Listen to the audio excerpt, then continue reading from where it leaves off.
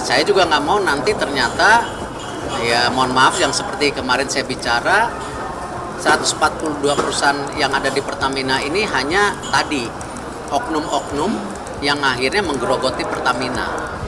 Yang namanya pedagang boleh untung, itu hak. Nah ini yang pastikan Pak Budi juga ya sama lah. Kita mau juga tadi mafia-mafia ini harus kita sadarkan. Direstui Jokowi, rencana Erick Thohir restrukturisasi BUMN sikat mafia plat merah. Ditulis oleh Nia Alif dari siwa.com. Periode kedua Jokowi rupanya begitu menakutkan bagi para mafia di negara ini. Bukan hanya mafia migas yang dibuat tak berkutik dengan kehadiran Erick Thohir dan Ahok. Mafia BUMN sebentar lagi akan disikat habis. Jokowi telah merestui Erick Thohir untuk restrukturisasi BUMN. Tak tanggung-tanggung, dari 140-an akan dipangkas hingga separuh. Maka jangan heran kalau kebelakangan gencar ada isu PKI hingga pemakzulan. Ya, saya juga nggak mau nanti ternyata, ya mohon maaf yang seperti kemarin saya bicara, 142 perusahaan yang ada di Pertamina ini hanya tadi oknum-oknum yang akhirnya menggerogoti Pertamina. Nyatanya banyaknya BUMN yang dimiliki negara malah membebani negara ini. Dahulu kala malah ada istilah BUMN sengaja membangkrutkan diri agar dapat suntikan dana segar dari negara. Era Menteri Rini hal ini seakan lumrah, makanya Jokowi memasang seorang Erick untuk mengatasi semua itu. Sebelumnya dilansir dari medcom.id, Menteri BUMN Erick Thohir menegaskan tidak ada mafia di tubuh perusahaan BUMN melainkan mafia tersebut berasal dari kalangan luar BUMN. Adapun mafia itu yang dinilai Erick mempengaruhi jajaran di perusahaan BUMN sehingga membelot dan berbuat kecurangan. Menurutnya mafia tersebut telah menciptakan oknum-oknum di tubuh perusahaan BUMN yang bisa dikendalikan oleh mereka. Mafia berada di area abu-abu yang melihat adanya suatu peluang untuk mempertahankan bisnis mereka dengan menanam oknum di dalam perusahaan BUMN. Erick mengatakan untuk memperkecil area abu-abu tersebut maka yang harus dilakukan yakni transparansi. Setiap BUMN harus terbuka.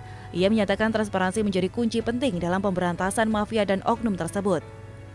Selain itu, lanjut Erick, pihaknya juga tengah merampingkan jumlah perusahaan-perusahaan BUMN mulai dari induk, anak usaha, cucu usaha, hingga ke cicit usaha.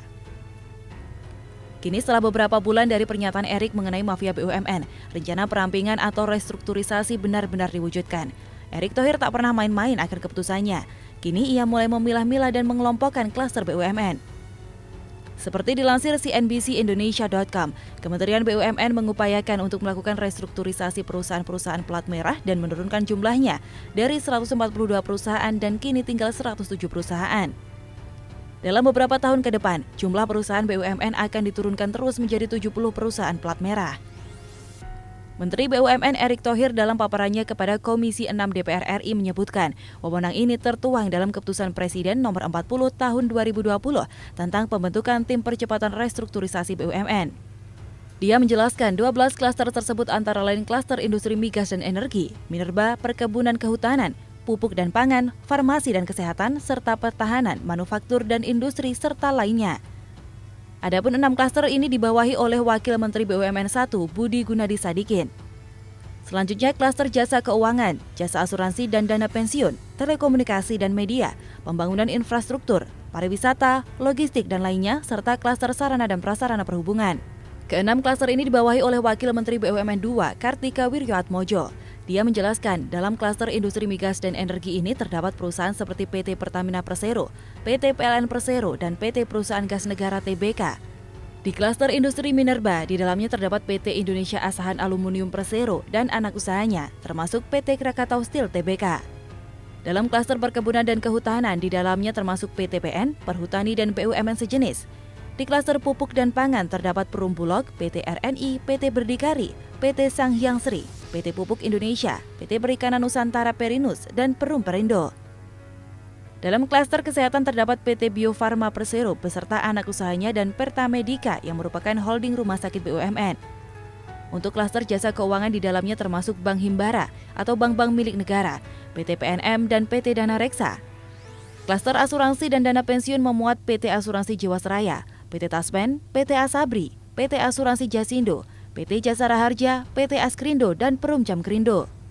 Lalu klaster telekomunikasi dan media terdapat PT Telkom Indonesia Tbk, LKBN Antara, dan Perum PFN atau Produksi Film Negara.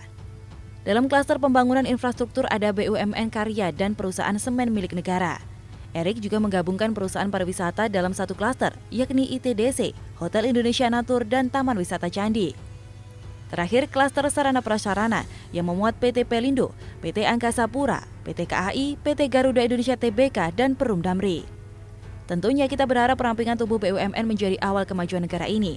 Dengan perampingan diharapkan BUMN kita fokus pada kualitas, bukan kuantitas. Selebihnya dengan restrukturisasi tentunya lebih mudah dalam pengawasan. Dari awal Erick Thohir diangkat, kita sudah menaruh optimisme tinggi. Dari latar belakangnya sebagai pengusaha kaya, tentu memudahkan Erick untuk mengatur BUMN. Meski awalnya ia mengaku sering diteror hingga memutuskan tak akan lama menjadi menteri, kini akhirnya semangat Erick kembali lagi. Gebrakannya di BUMN paling terasa ketimbang menteri lain, mulai dari menghapus anak cucu BUMN, menyita aset Jiwasraya, hingga membuka transparansi. Erick benar-benar orang yang tepat menduduki Menteri BUMN. Perlahan tapi pasti kita yakin BUMN kita bisa bersaing di dunia dan jauh dari mafia dan korupsi. Dengan tangan dingin seorang Erick, BUMN bukan hanya kebanggaan segelintir kelompok, tapi lebih itu memberi hasil besar untuk kepentingan publik.